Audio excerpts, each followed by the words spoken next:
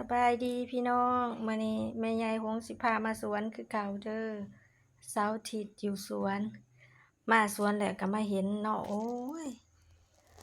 สาหัวมาเห็นเห็ดก็คือมีคนเลิกผาอยู่ผืนสาเนาะ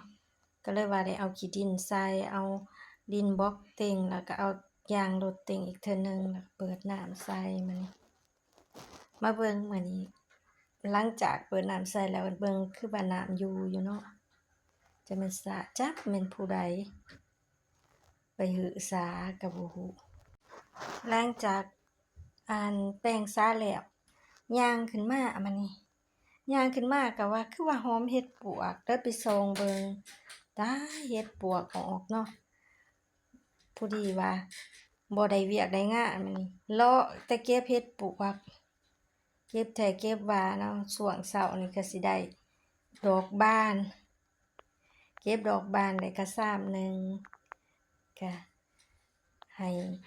กะแกงเนาะพากันแกงแล้วแกงแล้วน้อยหนึ่งแล้วก็ให้เอื้อยแล้วมาเอาไปแกงมานี่ขึ้นไปขึ้นมาว่ามันออกอยู่นี่มันต้องมีออกหม่องใหม่อีกว่ะก็ว่าไปย่างหาย่างไปย่างมาเห็นเห็ดปวกจูมเนาะป๊าโถก็เลยมื้อนี้เสาร์อาทิตย์พอดีกินเห็ด3 ขามานี่ตื่นเช้ามาอีกกินเห็ดแล้วตื่นเช้ามาแล้วก็สิไปเฮ็ดเวียกต่ออีกย่างไปอีกก็ไปเห็นเห็ดอีกก็เลยเฮ็ดแจ่วเห็ดปวกอีกเนาะแต่ว่าดีใจได้ถ่ายวิดีโอมาให้พี่น้องเบิ่งม่วนๆเนาะเก็บเห็ดนี่เอาไปเอามากลายเป็นงานอดิเรกเลยเดะก็ว่าเก็บเห็ดนี่แม่นม่วนนะ คันว่ามีผู้เก็บหลายคนแฮ่งสิม่วนอันนี้ว่าเก็บผู้เดียวบ่ค่อยม่วนปานใดผู้ดีเสาร์อาทิตย์นี้ได้เวียกแต่อันน่ะแปรงผ้ายางในสาแล้วก็มากวาดหญ้ามาเด้อพี่น้องมาเก็บเห็ดนำกันจะแม่นม่วน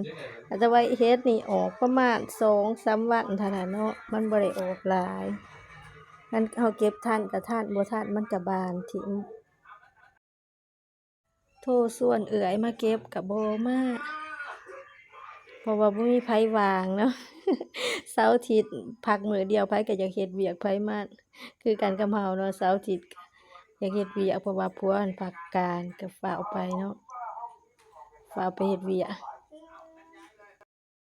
ขอบใจเด้อพี่น้องขอบใจที่ติดตามและสิอัปเดตให้เบิ่งเด้อมื้อใดไปสวน